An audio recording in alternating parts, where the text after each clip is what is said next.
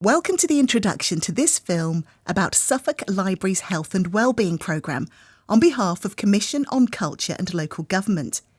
This short film lasts about 4 minutes and explores the vital importance of the library service to the community and in particular the benefits it provides for the mental health of its users. You will hear from several of the service providers. Jason Joseph, Change Leader, Mental Health, West Suffolk CCG. Then Bruce Leake, CEO of Suffolk Libraries. Vicky Mann, Chantry Library Manager. And lastly, Sally Billison, Library Advisor, Suffolk Libraries. You will also hear from several library users, Fran, Peter, Irene and Ted, who are all over 60. During the interviews, the camera shows different areas of Chantry Library, an inviting and colourful community space. The bright pink, green and white walls are lined with clearly labelled shelves, and large portable bookshelves divide the space into different zones.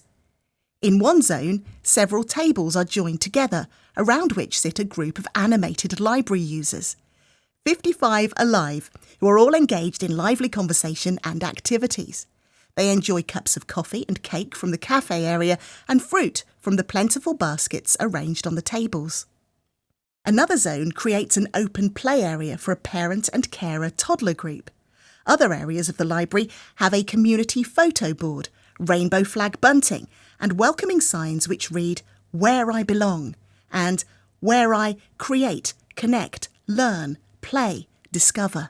In a quiet zone, users work on the laptops and range of technical equipment available, and throughout the film, friendly library staff help a wide range of service users.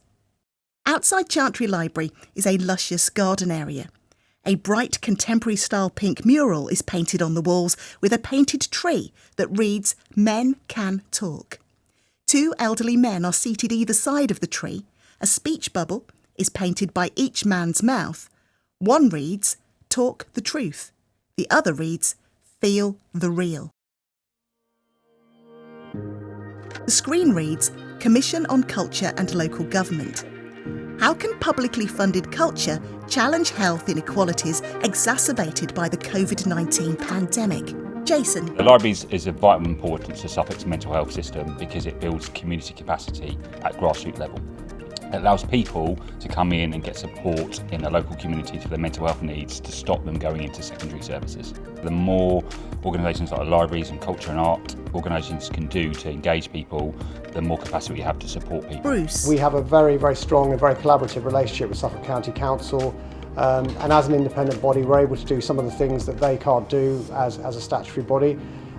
In a wider context, we've saved them 30% over the first 10 years of our life in terms of what they pay for libraries, but we've actually expanded our services. We run dozens more services, we have longer opening hours, and we still have the same wonderful professional staff running all of our sites. People can go into a place they're familiar with, talk to people that they know, be supported by their family members in their local community. This kind of softer face of support really helps people to open up about their mental health needs and to share those stories with other people. Most of what we do supports wellbeing in the community, and we work with them in all sorts of different ways across the teams they have within the County Council to meet specific needs in the community. Vicky. The library is so much more than a place with books. It is a community hub with books in it. It's so much, it is a heartbeat. It's actually looking at the person for who they are and what needs they have.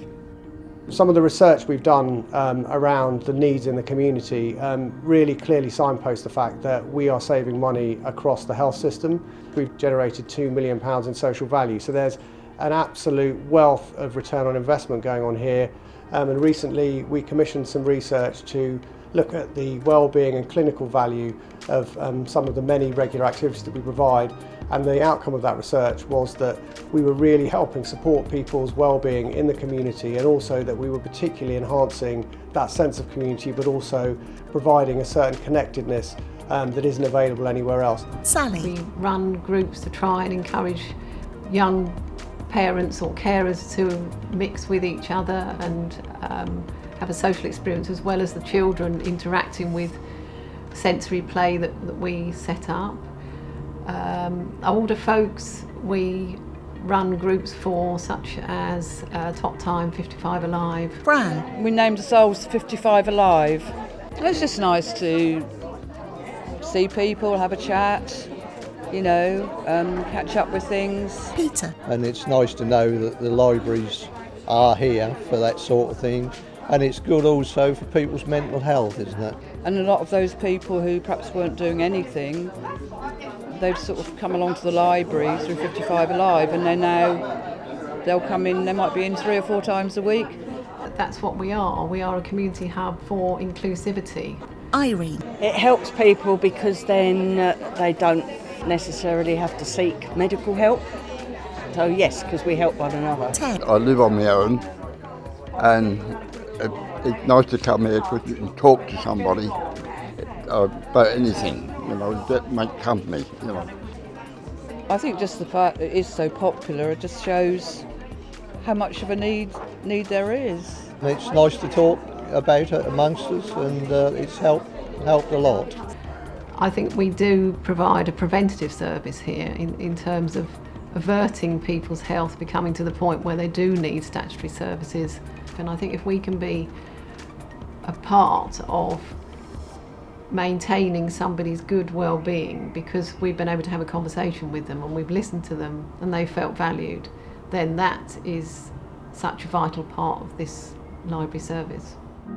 To find out more, search LGA Culture Commission, #Culture Commission. This audio description was written by Emily Pollett for Vocal Eyes.